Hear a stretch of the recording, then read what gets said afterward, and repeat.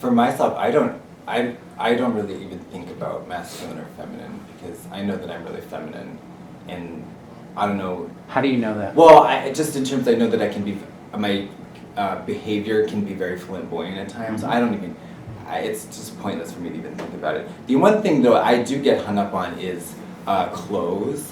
I get it surprises me all the time. I was just looking at a collection last night online, and when the men wear skirts, I'm like, no. I get really like, men ought to wear pants.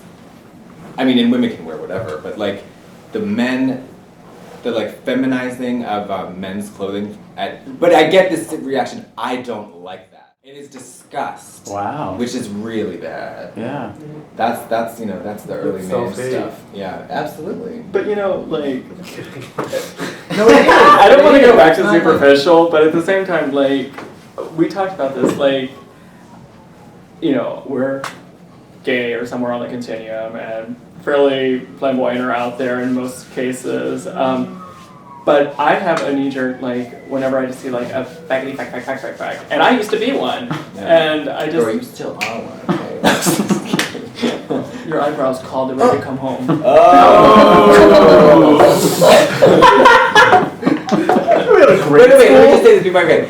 I think there's something biological in my / our brains right here that really wants it to be men and women to be women because that's so simple. And to try to have to dismantle a very basic foundational truth of existence is really hard, and that's asking to do a lot. I have a different response to that. I'm sorry. I agree with you up to a point. So, for instance, I have a problem whenever I hear progressive queer people talk about how gender shouldn't matter. It's really problematic, and we spend a lot of time dealing with gender, and can't we just get past gender? And I disagree, on a really fundamental level. I think that most men want to look like men, and most women want to look like women, because if not for that, somebody like me, we're just a lot less powerful, if that makes sense. Like, I get a lot of my power in the way I dress from the fact that I'm not dressed like a man. And so when I breeze into a room and act like it's not a big deal that I'm wearing sweatshants, that's a sweatshirt worn as pants. Yes. Like, the power in that comes from this ridiculously low crotch that might be a skirt. Relativism. And I know that my masculinity is relative to other black men, and I know that my version of my masculinity is wholly different from what's out there as approved black masculinity. It gets really murky when we start talking about the gender binary. It does. And I sometimes think that even if we're having a conversation about gender, it's great. At the very least, we're not policing gender like we used to. And folks can, within the spectrum, dance a little bit away from the extremes. I also think and how incredibly masculine it is for you to stroll into a room and escort and own it. And I don't ever wear sports. But I'm just saying. They're atrocious. They're atrocious.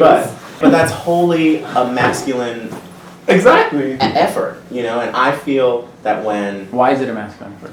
Because we're it's all the way back to pump. It's pompous, and it's also in your face, asshole. You thought you're gonna get a guy walk in the room, and you get a guy walk in the room and deal. And if you are compelled to bust out of the gender binary, it can be analogous to bursting out of any binary system that's out there. Sure. So if, for instance, the fact that I am not buying into the public perception of black masculinity, it's challenging, and people tell me all the time, good fucking luck, you know what I mean? And, don't walk in this hood or you'll get jumped, or don't do this because, someone will look at you funny. So anyone who bursts out of any kind of binary, it's going to be a challenge, and that's what life is. If it was simple, it'd be boring.